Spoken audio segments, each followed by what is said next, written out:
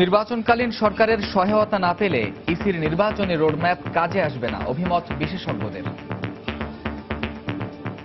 যে ধরনের সরকার হোক, ইলেকশন কমিশনে সরকারের উপরেও যাতে একটা কর্তৃত্ব থাকে, যাতে ইলেকশন কমিশন বলতে পারে যে আমি এতটুকু দিয়ে আমি লেভেল প্লেইং ফিল্ড করতে চাচ্ছি। রিটার্নিং কর্মকর্তা নিয়োগ সহ বিভিন্ন বিষয়ে কমিশনকে সক্রিয় থাকার পরামর্শ।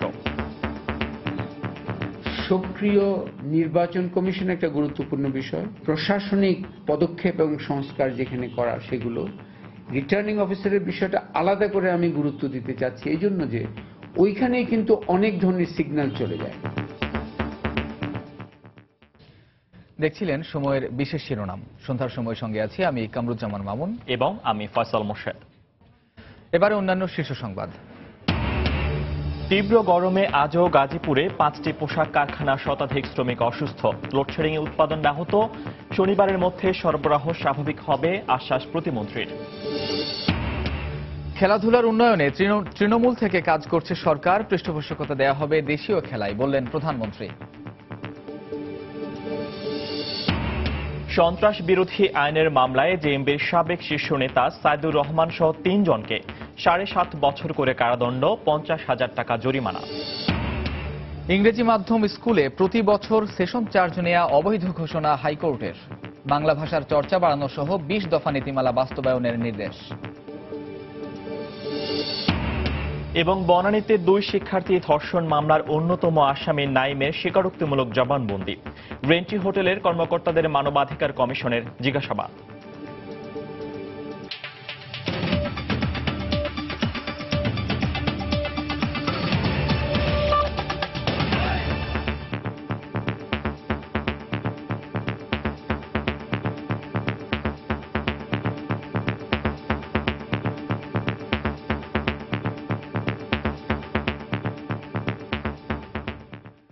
প্রচণ্ড গরম ও ঘন ঘন লোডশেডিংয়ে দেশের বিভিন্ন স্থানে অতিষ্ঠ হয়ে উঠেছে নাগরিক জীবন।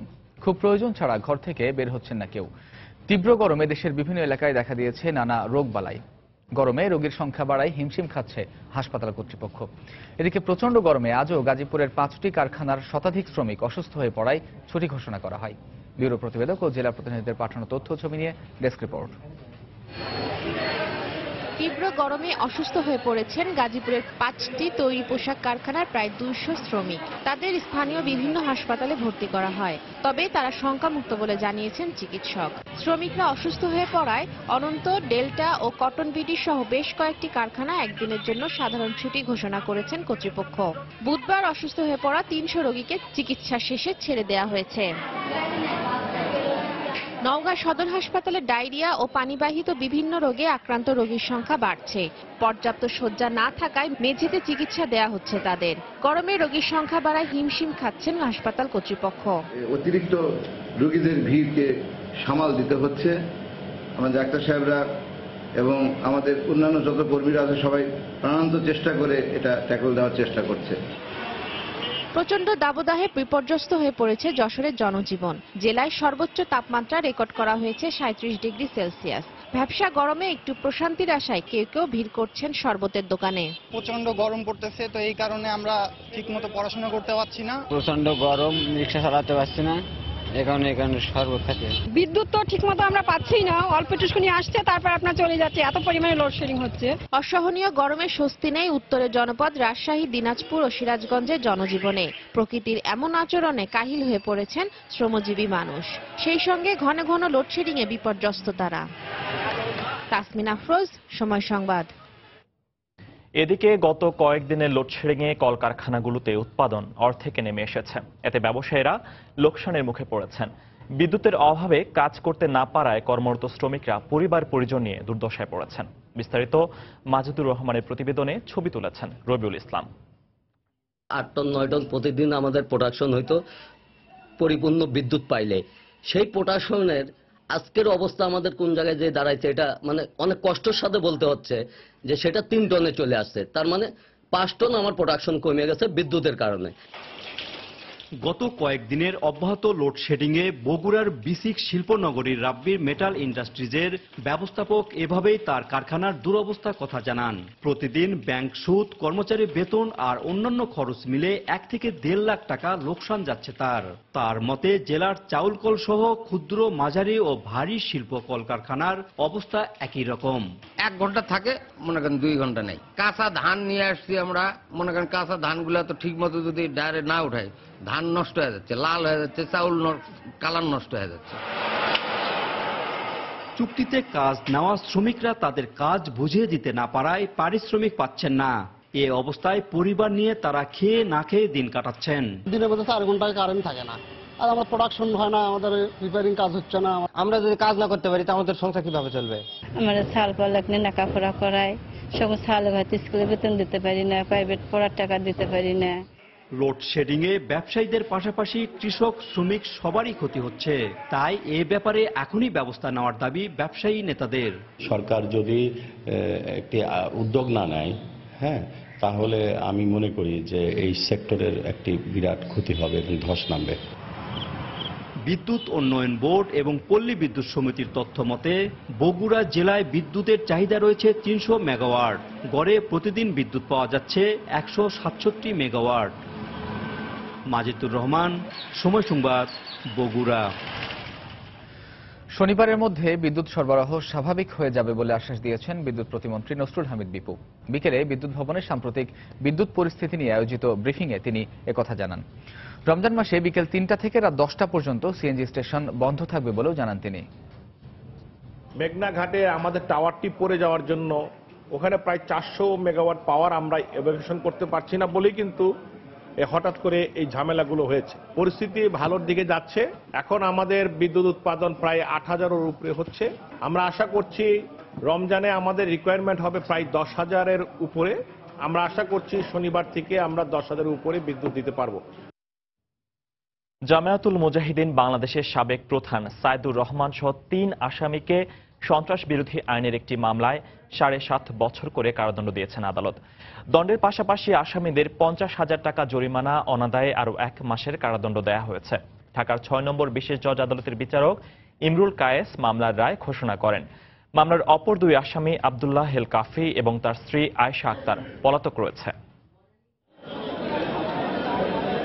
2010 সালের 25 মে দনিয়ার একটি বাড়ি থেকে সাইদুর রহমান সহ 3 জনকে গ্রেপ্তারের পর রাজধানীর কদমতলী থানায় সন্ত্রাস বিরোধী আইনে তাদের বিরুদ্ধে মামলাটি করা হয়েছিল।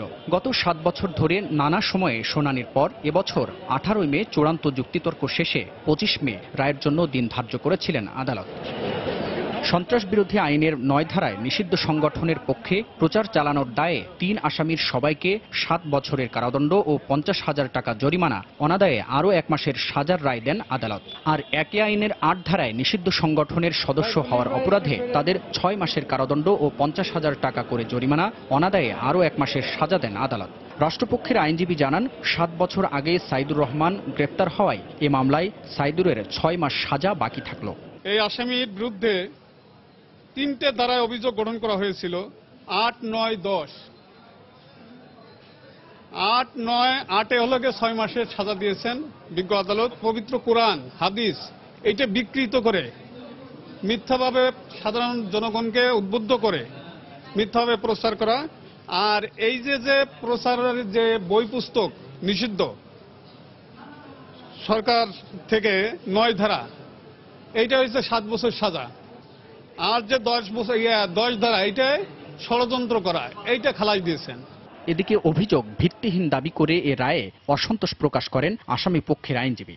তাকে হিংসাত্মক রাজনীতির কারণে তাকে এই মিথ্যা মামলা জড়ানো হয়েছে এবং প্রসিকিউশন যে সাক্ষীগুলো আসছে সবই তাদের মন গড়া কথা অনুযায়ী মিথ্যা সাক্ষী দিয়ে গিয়ে আমরা ন্যায় বিচার থেকে বঞ্চিত হয়েছি। আমরা এই রায়ের বিরুদ্ধে উচ্চ আদালতে যাব।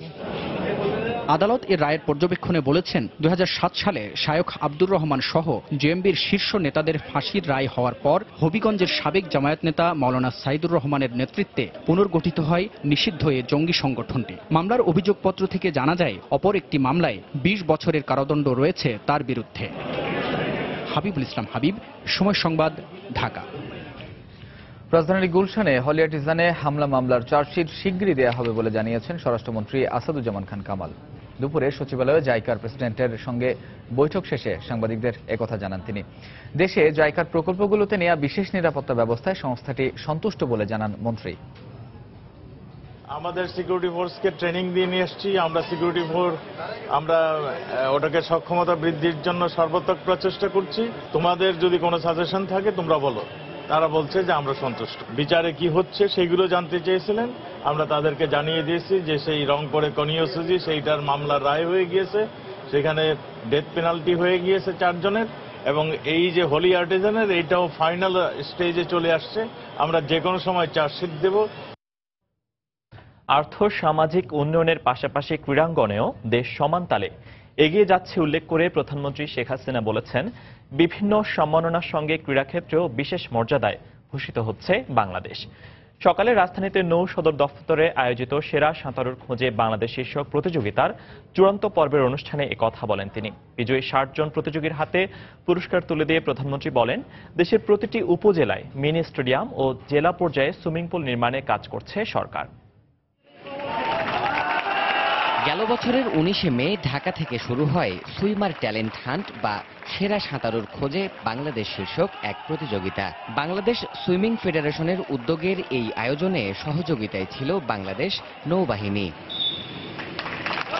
সেরা সাঁতারু খুঁজতে দেশব্যাপী চলা এই প্রতিযোগিতায় 64 জেলায় প্রাথমিকভাবে বাছাই হয় 1275 জন সাঁতারু। এর মধ্য থেকে বৃহস্পতিবার নৌ সদর দপ্তরের সুইমিং কমপ্লেক্সে 160 জন অংশ নেয় চূড়ান্ত পর্বে। বয়সের বিভিন্ন ক্যাটাগরিতে শিক্ষার্থীদের এই সাঁতার প্রতিযোগিতা উপভোগ করেছেন প্রধানমন্ত্রী শেখ হাসিনা। চূড়ান্তভাবে বিজয়ী 60 জনের হাতে তুলে দিয়েছেন পুরস্কার। 8 জনের হাতে উঠেছে 5 লাখ টাকা করে আর্থিক পুরস্কারও। সাঁতারের চূড়ান্ত পর্ব উপভোগ শেষে বক্তব্য রাখেন প্রধানমন্ত্রী। বলেন, শুধু অর্থনৈতিক সফলতা আর সক্ষমতাই নয়, ক্রীড়াক্ষেত্রেও দেশের সম্মান আসছে, অর্জিত হচ্ছে মর্যাদাও। জন্মজয়ন্তীতে কবি নজরুলকে স্মরণ করে শেখ হাসিনা বলেন, তারুণ্যের জয়ের প্রেরণায় নজরুল চিরভাস্বর। আমাদের সকল আন্দোলন সংগ্রামে প্রেরণা জুগিয়েছেন, শক্তি জুগিয়েছেন আমাদের কবি কাজী নজরুল ইসলাম।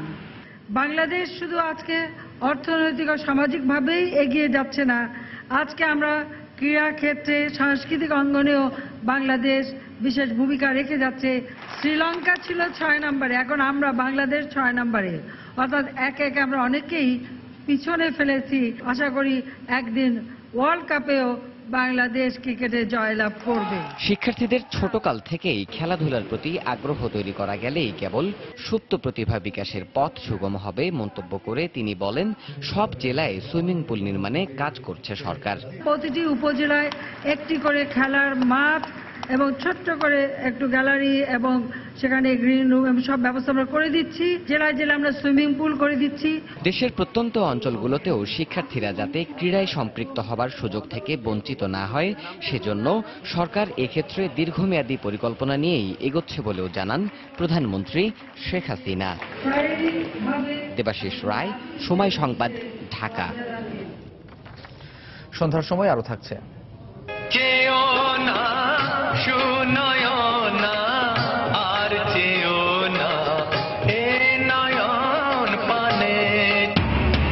প্রেম, জাগরণ আর দ্রোহের কবি কাজী নজরুল ইসলামের জন্মবার্ষিকীতে নানা আয়োজন।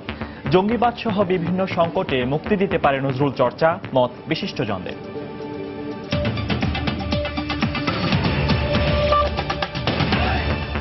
নির্বাচনকালীন সরকারের সহায়তা না পেলে ইসি ঘোষিত নির্বাচনী রোডম্যাপ কোনো কাজে আসবে না বলে মন্তব্য করেছেন বিশেষজ্ঞরা। সুষ্ঠু নির্বাচনের লক্ষ্যে এ বিষয়ে রাজনৈতিক দলগুলোর ঐকমত্য হওয়া জরুরি বলে মনে করেন তারা। নির্বাচন কমিশনের সক্রিয় অবস্থান আর কর্মদক্ষতাও এ নির্বাচনে অন্যতম নিয়ামক হবে বলে মনে করেন বিশেষজ্ঞরা। রাশেদ লিমনের প্রতিবেদন।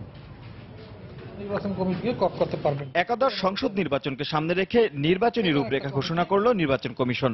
7টি বিষয়কে প্রাধান্য দিয়ে তৈরি করা এই রূপরেখায় ভোটার তালিকা হালনাগাদ, সীমানা পুনর্নির্ধারণ সহ গুরুত্ব দেওয়া হয়েছে নির্বাচনে পেশি শক্তি রোধের বিষয়টির উপর। নির্বাচন কমিশনের রূপরেখা প্রণয়নের বিষয়টি ইতিবাচক হিসেবে দেখছেন বিশেষজ্ঞরা। তবে তারা বলছেন, নির্বাচনকালীন সরকার যেমনই হোক, সেই সরকারের অবস্থান প্রভাব ফেলবে ভোটের মাঠে। তাই তাদের সহায়তা ছাড়া রোডম্যাপের যথাযথ বাস্তবায়ন সম্ভব নয়। এক্ষেত্রে নির্ধারিত সময়ের মধ্যেই দলগুলোকে একটি সিদ্ধান্তে পৌঁছতে হবে বলেও মনে করেন তারা। আর তাই রোডম্যাপ অনুসারে রাজনৈতিক দলগুলোর সঙ্গে সংলাপে নির্বাচনকালীন সরকার আর কমিশনের ভূমিকা কি হবে সে বিষয়টি সুনির্দিষ্ট করা জরুরি বলে মনে করেন তারা। কনস্টিটিউশনের যে ক্ষমতা ইলেকশন কমিশনকে দেওয়া আছে সেটা ইন্টারপ্রিটেশন আছে। এখন সেটা অনেকে বুঝে, অনেকে বুঝে না। না বুঝলে পরে ইলেকশন কমিশনের কি করণীয় আছে, যে এই ধরনের সরকার হোক, ইলেকশন কমিশনের সরকারের উপরেও যাতে একটা কর্তৃত্ব থাকে, যাতে ইলেকশন কমিশন বলতে পারে যে আমি এতটুকু দিয়ে আমি লেভেল প্লেইং ফিল্ড করতে চাচ্ছি। সেই প্রপোজালগুলো কিন্তু ইলেকশন কমিশনকে দিতে হবে। আস্থার নির্বাচন তৈরি করতে হলে নির্বাচনকালীন সরকারের সততা এবং তার শুভ উদ্দেশ্য একটা গুরুত্বপূর্ণ বিষয়। বিশেষজ্ঞরা বলছেন, নির্বাচন কমিশনকে থাকতে হবে সক্রিয়, বিশেষ করে রিটার্নিং কর্মকর্তা নিয়োগ, যে কোনো পরিস্থিতি মোকাবেলায় তড়িৎ সিদ্ধান্ত গ্রহণ সহ বেশ কিছু বিষয়ে কমিশনের দক্ষতা বৃদ্ধির তাগিদ দিচ্ছেন এই দুই বিশেষজ্ঞ। সক্রিয় নির্বাচন কমিশন একটা গুরুত্বপূর্ণ বিষয়। প্রশাসনিক পদক্ষেপ এবং সংস্কার যেখানে করা, সেগুলো রিটার্নিং অফিসারের বিষয়টা আলাদা করে আমি গুরুত্ব দিতে চাচ্ছি, এই জন্য যে ওইখানেই কিন্তু অনেক ধরনের সিগন্যাল চলে যায়। Violation of code of conduct, violation of অন্যান্য যে আরপিওর যে ধারাগুলো আছে, সেখানে যে শাস্তি দেওয়া আছে, সেখানে যা করা আছে, সেগুলো পরিবর্তন করতে হবে কিনা সেগুলো দেখতে হবে। সংবিধান অনুসারে 10ম সংসদের মেয়াদ শেষের 90 দিন আগে পর্যন্ত, অর্থাৎ 2019 সালের 28 জানুয়ারির মধ্যে কমিশনকে দিতে হবে নির্বাচন। রাশেদ লিমন, সময় সংবাদ, ঢাকা। ইংরেজি মাধ্যম স্কুলে কোনোভাবেই বাংলা ভাষাকে অবজ্ঞা করা যাবে না। পাঠ্যসূচিতে মুক্তিযুদ্ধের ইতিহাস ও ঐতিহ্য অন্তর্ভুক্ত করতে হবে। স্কুলগুলো পরিচালিত হবে ম্যানেজিং কমিটির মাধ্যমে। নীতিমালা চেয়ে 3 বছর আগের করা এক রিট আবেদনের পরিপ্রেক্ষিতে এমন 20 দফা নির্দেশনা দিয়েছেন উচ্চ আদালত। আগামী 3 মাসের মধ্যে শিক্ষা মন্ত্রণালয়কে এ আদেশ বাস্তবায়ন করতে বলা হয়েছে। এছাড়া ইংরেজি মাধ্যম স্কুলে প্রতি বছর সেশন চার্জ নেওয়া অবৈধ ঘোষণা করেছেন আদালত। দেশের ইংরেজি মাধ্যম স্কুলগুলোকে শৃঙ্খলার মধ্যে আনতে দীর্ঘদিন ধরে দাবি জানিয়ে আসছিলেন শিক্ষাবিদরা। অভিযোগ ছিল, রাষ্ট্রভাষা বাংলাকে উপেক্ষার পাশাপাশি দেশের মুক্তিযুদ্ধের ইতিহাস উপেক্ষার। এমন প্রেক্ষাপটে টিউশন ফি, সেশন চার্জ সহ কয়েকটি বিষয়ে নীতিমালা চেয়ে 3 বছর আগের করা এক রিটে ইংরেজি মাধ্যম স্কুলগুলোকে একটি কাঠামোর মধ্যে আনার রায় দিলেন উচ্চ আদালত। যে রায়ে স্কুলগুলোতে ম্যানেজিং কমিটি গঠনের পাশাপাশি বাংলা ভাষাকে অবজ্ঞা না করার আদেশ দিয়েছেন আদালত। এছাড়া মুক্তিযুদ্ধের ইতিহাস ও ঐতিহ্য পাঠ্যসূচিতে অন্তর্ভুক্তিরও আদেশ এলো উচ্চ আদালত থেকে। বাচ্চারা বাংলায় কথা বলতে তাদের সবচেয়ে বেশি আপত্তি, বাংলা পরীক্ষা আসলে সবচেয়ে বেশি ভয়, আর বাংলায় কথা তারা পারতপক্ষে বলেই না। এইটা ক্লাস 8 পর্যন্ত অন্ততপক্ষে প্রত্যেক ইংলিশ মিডিয়াম স্কুলগুলোতে যেন বাংলা খুব পরিপূর্ণভাবে চর্চা করা হয়। স্বাধীনতা যুদ্ধে যারা অবদান রেখেছেন তাদের ব্যাপারেও যেন একটা দিবসে তারা এই জিনিস বাচ্চাদেরকে সবকিছু শেখানো হয়। ইংরেজি মাধ্যম স্কুল পরিচালনা আইন ও নীতিমালা অমান্য করে শিক্ষার্থীদের কাছ থেকে সেশন চার্জ নেওয়া বন্ধেরও নির্দেশ দিয়েছেন উচ্চ আদালত। শুধুমাত্র একবারই তারা অ্যাডমিশন ফি নিতে পারবে, আর তারপরে এক ক্লাস থেকে আরেক ক্লাসে যখন যাবে ওইরকম কোনো সেশন ফি যেহেতু কোনো ব্যবস্থা নেই, এটা নিতে পারবে না, এটা বেআইনি। শিক্ষা মন্ত্রণালয়কে এই রায়ের আলোকে 3 মাসের মধ্যে প্রজ্ঞাপন জারি করতে বলা হয়েছে, আর 6 মাসের মধ্যে এই আদেশ বাস্তবায়নের অগ্রগতি জানাতে হবে মন্ত্রণালয়কে। আফজাল হোসেন, সময় সংবাদ, ঢাকা। সন্ধ্যার সময় আরো থাকছে। মৌলভীবাজারে ফেলে যাওয়া ব্যাগ থেকে নবজাতক উদ্ধার, হাসপাতালে ভর্তি, দায়িত্ব নিতে আগ্রহ প্রকাশ অনেকের।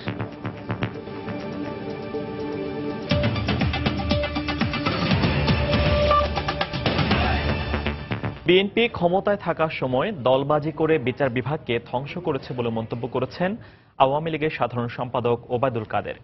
সকালে ধানমন্ডিতে দলের সভাপতির কার্যালয়ে নতুন সদস্য সংগ্রহ কর্মসূচি উপলক্ষে এক ব্রিফিংয়ে এ কথা বলেন তিনি। বিএনপির নিজেদের উপর আস্থা নেই বলে রেষারেষি রাজনীতি ফিরিয়ে এনেছে বলেও মন্তব্য করেন তিনি। সাংবিধানিক যে প্রতিষ্ঠান, এই প্রতিষ্ঠানগুলো বিএনপি যখন ক্ষমতায় ছিল তারাই তখন দলবাজি করে এই প্রতিষ্ঠানগুলোকে ধ্বংস করেছে। প্রধান বিচারপতি তখন যিনি ছিলেন তাকে নিয়ে কত কেলেঙ্কারি, নিজেরাই তো নিজেদের বিশ্বাস করে না। কেন্দ্রীয় নেতা উপস্থিতে জেলা জেলা দাওয়া পাল্টা দাওয়া, এখন লাঠির দিন আবার বিএনপি ফিরিয়ে এনেছে। কিন্তু আমাদের দাবি অত্যন্ত জোরালো এবং যৌক্তিক। আমরা ডিজিটালের যুগে অ্যানালগে ফিরে যেতে চাই। ডিজিটালের যুগে ইলেকশনও হবে ডিজিটাল পদ্ধতি। ইলেকশন কমিশন যে সিদ্ধান্ত নেবে সেটা ইলেকশন কমিশন। দলকে ক্ষমতায় আনতে নয়, জনগণের অধিকার ফিরিয়ে আনতেই বিএনপি আগামী জাতীয় নির্বাচনে অংশ নেবে বলে জানিয়েছেন দলটির মহাসচিব মির্জা ফখরুল ইসলাম আলমগীর। দুপুরে লালমনিরহাট জেলা বিএনপি দ্বিবার্ষিক সম্মেলনে বক্তব্য রাখেন তিনি। আমরা একটা লেভেল প্লেইং ফিল্ড চাই, সেই অবস্থা আমরা নির্বাচনে যেতে চাই। সেই নির্বাচনে আমরা বিশ্বাস করি এই দেশের মানুষ সমস্ত একরাজনীতিকে পরাজিত করে, সমস্ত অপশক্তিকে পরাজিত করে জনগণের সঙ্গে প্রতিষ্ঠা করবে। এটাই আমরা বিএনপিকে ক্ষমতায় নেওয়ার জন্য আন্দোলন করছি। আমরা জনগণের ক্ষমতাকে ফিরিয়ে আনার জন্য আমরা এই আন্দোলন করছি। রাজধানীর বনানীতে দ্য রেন্ট্রি হোটেলে 2 শিক্ষার্থী ধর্ষণের ঘটনায় হোটেলটির ঊর্ধ্বতন কর্মকর্তাদের জিজ্ঞাসাবাদ করেছে জাতীয় মানবাধিকার কমিশনের তথ্যানুসন্ধান কমিটি। তবে শুনানিতে হোটেল কর্তৃপক্ষ উপস্থিত হলেও পুলিশের 2 কর্মকর্তা হাজির না হয়ে সময় আবেদন করেছেন। এদিকে ধর্ষণ মামলায় অন্যতম আসামি নাইম আশরাফ ওরফে হালিম আদালতে স্বীকারোক্তিমূলক জবানবন্দি দিয়েছেন। এছাড়া রাজধানীর আপন জুয়েলার্সের 5টি শোরুমের সিলগালা খুলে দিয়েছে শুল্ক গোয়েন্দা বিভাগ। বিকেলে জাতীয় মানবাধিকার কমিশনের গঠিত তথ্যানুসন্ধান কমিটির তলবে কমিশন কার্যালয়ে হাজির হন দ্য রেইনট্রি হোটেলের ব্যবস্থাপনা পরিচালক বিএইচ আদনান হারুন ও মহাব্যবস্থাপক ফ্রাঙ্ক ফরগেট। পরে তাদের জিজ্ঞাসাবাদ শুরু করে মানবাধিকার কমিশনের তথ্যানুসন্ধান কমিটি। প্রায় 1.25 ঘন্টার জিজ্ঞাসাবাদ শেষে রেইনট্রি হোটেলের কর্মকর্তারা জানান, কমিশনের চাহিদা অনুযায়ী সকল তথ্যই কমিটির কাছে তুলে ধরেছেন তারা। মানবাধিকার কমিশনের এই তদন্তে তলব করা হয়েছিল পুলিশের গুলশান বিভাগের ডিসি মোস্তাক আহমেদ ও বনানী থানার ওসি বিএম ফরমান আলীকে। তবে তারা তলবে হাজির না হয়ে সময় আবেদন করেন। তথ্যানুসন্ধান কমিটি জানিয়েছে, আগামী 4 জুন 2 পুলিশ কর্মকর্তাকে হাজির হতে বলা হয়েছে। এই যে ঘটনাটা ঘটল, এখানে রেন্ট্রি কর্তৃপক্ষের সংশ্লিষ্টতাটা কতটুকু বা তাদের ব্যবস্থাপনা, বিশেষ করে কি করে ওখানে 2 জনের নামে হোটেল বুক করে মানে অন্যরাও থাকলেন কিভাবে। পুলিশ আমাদের কাছে সময় চেয়েছে। আমাদের পরবর্তী সভাটা হবে 4 তারিখে। আমরা 4 তারিখে তাদেরকে ডাকব। এদিকে দুপুরে ঢাকা মহানগর হাকিম আদালতে স্বীকারোক্তিমূলক জবানবন্দি দেন ধর্ষণ মামলার অন্যতম আসামি নাইম আশরাফ ওরফে হালিম। বিচারক সত্যব্রত শিকদারের খাস কামরায় তার জবানবন্দি রেকর্ড করা হয়। এর আগে পুলিশের প্রাথমিক জিজ্ঞাসাবাদে নাইম আশরাফ ধর্ষণের ঘটনার সত্যতা স্বীকার করেন। এদিকে ধর্ষণ ঘটনার পর সিলগালা করে দেয়া আপন জুয়েলার্সের 5টি শোরুম দুপুরে খুলে দেয় শুল্ক গোয়েন্দা অধিদপ্তর। এ সময় সবকটি শোরুমেই উপস্থিত ছিলেন আপন জুয়েলার্স কর্তৃপক্ষ। যেসব গ্রাহকের লেনদেন রয়েছে সেসব কাগজপত্র হস্তান্তর করা হয়। আগামী 2 দিনে বৈধ গ্রাহকদের তালিকা তৈরি করে তা শুল্ক গোয়েন্দা বিভাগে জমা দেওয়ারও নির্দেশ দেওয়া হয়। পরবর্তীতে এসব গ্রাহকদের তালিকা যাচাই বাছাই করে পাওনা টাকা ও স্বর্ণালংকার পরিশোধ করা হবে বলে জানায় শুল্ক গোয়েন্দা বিভাগের কর্মকর্তারা। আমরা চাচ্ছি যে আমাদের জিনিসগুলো দিয়ে দেন, আমরা কেন এই ভোগান্তিতে পড়বো? তারা যাই করুক, আমাদেরকে বুঝিয়ে দেওয়া উচিত। প্রয়োজনীয় কাগজপত্রগুলো আজকে সংগ্রহ করার জন্য খুলে দেওয়া হলো। তারা তাদের কাগজপত্রগুলো সংগ্রহ করেছেন এবং দ্রুততম সময়ের মধ্যে আমাদেরকে তারা লিস্ট দিবেন যে আমার এই যে গ্রাহকের এই গোল্ড, এই পরিমাণ গোল্ড রিপেয়ারের জন্য এবং বিনিময়ের জন্য দিয়েছেন, আমরা সেগুলা আমাদের সহযোগিতায় ওনারা এগুলো খুব দ্রুততম সময়ে আপনাদেরকে ফেরত দিবেন। তাফসির বাবু, সময় সংবাদ, ঢাকা। মৌলভীবাজারে একটি পরিত্যক্ত জমিতে ফেলে যাওয়া ব্যাগ থেকে এক নবজাতককে উদ্ধার করেছে স্থানীয়রা। তাকে সদর হাসপাতালে নিবিড় পরিচর্যা কেন্দ্রে রাখা হয়েছে। এলাকাবাসী জানান, ভোরে শহরের হিলালপুর গ্রামে একটি পরিত্যক্ত জমিতে ব্যাগের মধ্যে একটি নবজাতককে পড়ে থাকতে দেখেন তারা। পরে ইউপি সদস্যদের সহায়তায় শিশুটিকে সদর হাসপাতালে ভর্তি করা হয়। জন্মের পরপরই কেউ শিশুটিকে ফেলে রেখে গিয়েছিল বলে ধারণা চিকিৎসকের। শিশুটি এখন সুস্থ আছে। সংক্রমণের হাত থেকে বাঁচাতে তাকে নিবিড় পর্যবেক্ষণ কেন্দ্রে রাখা হয়েছে। এদিকে শিশুটির দায়িত্ব নিতে এরই মধ্যে অনেকেই আগ্রহ প্রকাশ করেছেন। 5-7 জন মানুষ তার সুলতানা তার বোন সহ তারা উদ্ধার করিয়া এটাকে পরিষ্কার পরিচ্ছন্নতা করছে। আমি কষ্ট করছি, অতখান জোহরদাম বাচ্চা আমি নিতাম। তারা বিশেষজ্ঞরা ধারণা করছেন যে গত দুপুরের দিকে শিশুটি প্রসব হয়েছে বর্তমানে সে আমাদের শিশু বিভাগের যে বিশেষজ্ঞ চিকিৎসকের তত্ত্বাবধানে এবং নার্সের পরিচর্যার মাধ্যমে সম্পূর্ণ স্বাভাবিক অবস্থায় সুস্থ অবস্থায় আছে। শ্রদ্ধা আর ভালোবাসায় পালন হচ্ছে জাতীয় কবির জন্মবার্ষিকী। সকালে ঢাকা বিশ্ববিদ্যালয় মসজিদ চত্বরে কবির সমাধিতে ফুল দিয়ে শ্রদ্ধা জানান পরিবারের সদস্য, সামাজিক, সাংস্কৃতিক, রাজনৈতিক সংগঠনের নেতা ও বিভিন্ন শ্রেণী পেশার মানুষ। তাদের আলোচনায়ও উঠে আসে সমসাময়িক বিষয়ে নজরুলের প্রাসঙ্গিকতা। বলেন, জঙ্গিবাদ সহ বিভিন্ন সংকটে মুক্তি দিতে পারে নজরুল চর্চা।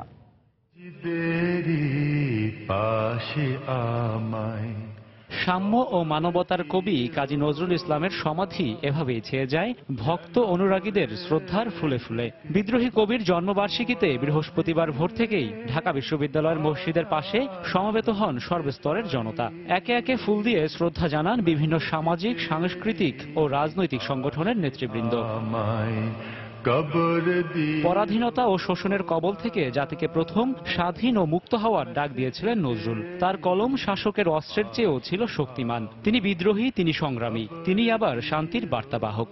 যত ধরনের সংকট আছে, এই সংকট কাটিয়ে ওঠার জন্য শক্তি পাই আমরা নজরুল রচনাবলী থেকে। শুধু আবেগ ভালোবাসাই যথেষ্ট নয়, নজরুলকে জানতে হলে তাকে পড়তে হবে, তার চর্চা করতে হবে এবং সেই চর্চাটা ছড়িয়ে দিতে হবে। বর্তমান যুগ সংকটে আমরা যখন প্রতিনিয়তই দ্বিধাগ্রস্ত, সংকটাপন্ন, তখন নজরুলের অসাম্প্রদায়িক চেতনাই দিতে পারে মুক্তি। সাম্প্রদায়িকতার বীজ বৃক্ষটিকে উৎপাটন করতে পারি, তবেই নজরুলের প্রতি আমাদের যথাযথ সম্মান, শ্রদ্ধা নিবেদন করা। আমরা যখন কথা বলতে গিয়ে এক ধরনের আতঙ্কের মধ্যে থাকি, ভয়ের মধ্যে থাকি, তখন নজরুল সত্যি সত্যি খুবই প্রাসঙ্গিক। বিদেশি বিভিন্ন ভাষায় অনুবাদের মাধ্যমে নজরুলের সাহিত্যকর্ম সমগ্র বিশ্বে ছড়িয়ে দিতে সংশ্লিষ্টদের প্রতি আহ্বান ছিল কবি পরিবারের সদস্যদের। শুধু জাতীয় কবি বললেই হবে না, জাতীয় পর্যায়ে তাকে সব সময় আমাদের ব্যবহার করতে হবে। তার গান, কবিতা, সাহিত্য সারা বছর ধরে যেন আমরা তাকে নিয়ে কাজ করতে পারি। অন্যায়, অবিচার, শোষণ, বৈষম্য ও সাম্প্রদায়িকতার বিরুদ্ধে নজরুলের বিষের বাঁশি আজও বেজে চলেছে অবিরাম, অবিশ্রান্ত। প্রেরণা জুগিয়ে চলেছে জাতির যে কোনো সংশয়, সংকটে। রাশেদ বাপ্পি, সময় সংবাদ, ঢাকা।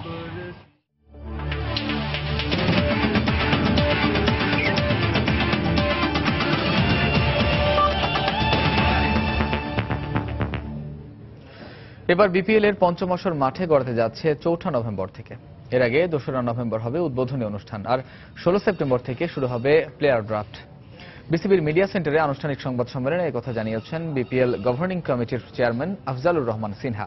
এছাড়া এবার বিপিএল এ বিদেশি ক্রিকেটারের সংখ্যার বিষয়টি ফ্র্যাঞ্চাইজিদের সঙ্গে কথা বলে ঠিক করা হবে। First batch 4th November 2017. Players draft of BPL 2017 Saturday 16 September. Number of participating teams, আমরা আশা করি 8টা টিম হবে। এখানে সিলেট অ্যাড হয়েছে, আমরা টেন্ডার দিয়ে দেবো, এখানে ওনারা অ্যাপ্লাই করেছে, মোটামুটি আমরা তাদের সিলেক্ট করেছি। যদি আমরা একটা ফ্র্যাঞ্চাইজি বাড়াই, তাহলে যে ইকুয়েশনটা দাঁড়াচ্ছে, ওই পরিমাণ লোকাল ট্যালেন্ট এত বড় টুর্নামেন্টে নিজেদেরকে মেলে ধরার মতো দে আর নট রেডি। যদি 8টা টিমই হয়, ফ্র্যাঞ্চাইজির একটা আমাদের কাছে দাবি করেছে যে 5টা করে ফরেন প্লেয়ার খেলার পারমিশন দেওয়া হোক। ফ্র্যাঞ্চাইজির সাথে এটা আলাপ আলোচনার ভিত্তিতে হবে, বাট স্টিল নাও আমরা কিন্তু বলছি যে 4টাই। সন্ধ্যার সময়ের পর্যায়ে শীর্ষ সংবাদগুলো জানিয়ে দিচ্ছি আরেকবার। তীব্র গরমে আজও গাজীপুরের 5টি পোশাক কারখানার শতাধিক শ্রমিক অসুস্থ, লোডশেডিং এ উৎপাদন ব্যাহত। শনিবারের মধ্যে সরবরাহ স্বাভাবিক হবে আশ্বাস প্রতিমন্ত্রীর।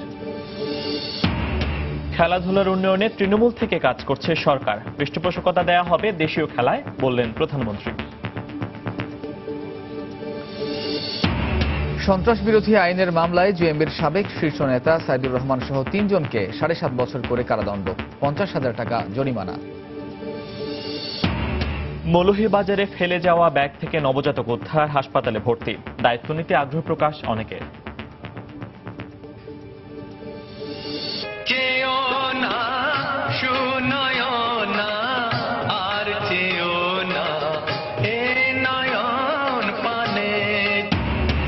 প্রেম, জাগরণ আর দ্রোহের কবি কাজী নজরুল ইসলামের জন্মবার্ষিকীতে নানা আয়োজন। জঙ্গিবাদ সহ বিভিন্ন সংকটে মুক্তি দিতে পারে নজরুল চর্চা, মত বিশিষ্টজনদের। দর্শক, এই ছিল সন্ধ্যার সময়। যে কোনো খবর পেতে ভিজিট করুন সময় নিউজ.tv আর সঙ্গে থাকুন সময়।